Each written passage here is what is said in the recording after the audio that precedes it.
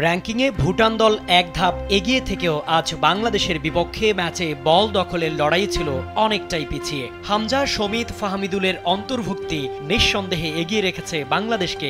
দেশের মাটিতে খেলতে নেমে হামজা চৌধুরী করেছেন নজরকাড়া পারফরমেন্স। ম্যাচের মাত্র ৬ মিনিটে ডি বক্স থেকে দুর্দান্ত হেডে করেছেন গোল। বাংলাদেশ দলের শরীরী ভাষা, দলের মানসিকতা, পাসিং অ্যাকুরেসি ও বল দখলের পরিসংখ্যান সর্বোপরি প্রমাণ করেছে র্যাঙ্কিংয়ে পিছিয়ে থাকা বাংলাদেশ দল ভুটানের জন্য ছিল এক নতুন শক্তির দল। হামজা, জামাল, ফাহমিদুল সহ ম্যাচের শুরুতে পুরো শক্তির দল নামে। প্রথম থেকেই দলগত আক্রমণে ম্যাচের শুরুতেই কুপুকাত হতে থাকে ভুটান গোলরক্ষক। জেনেক্সে শিফট করো, লাইফকে লিফট করো। বাংলাদেশের ফুটবল দলের নতুন শক্তির প্রমাণ মিলে মাত্র ৬ মিনিটেই। জামাল ভুঁইয়ার কর্নার শট থেকে গোল পান হামজা চৌধুরী। ম্যাচের শুরুতে এমন গোল বাংলাদেশ দলকে বাড়িয়ে দেয় প্রবল আত্মবিশ্বাস।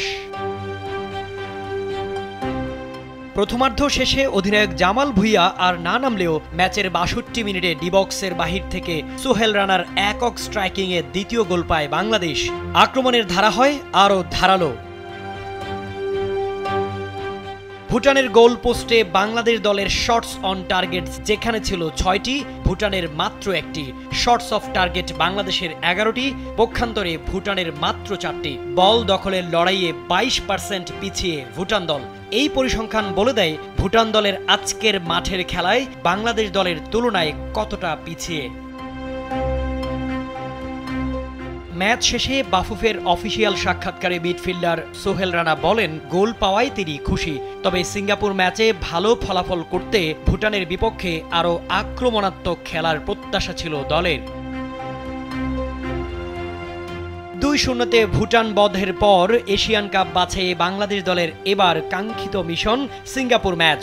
হামজা, সমিত, ফাহমিদুলদের অন্তর্ভুক্তি পারবে কি বাংলাদেশ সিঙ্গাপুরের বিরুদ্ধে ক্যালকুলেটিভ খেলা উপহার দিয়ে ভক্তদের জয়ের হাসি হাসাতে? এ কে এম শামীম খান, কালবেলা।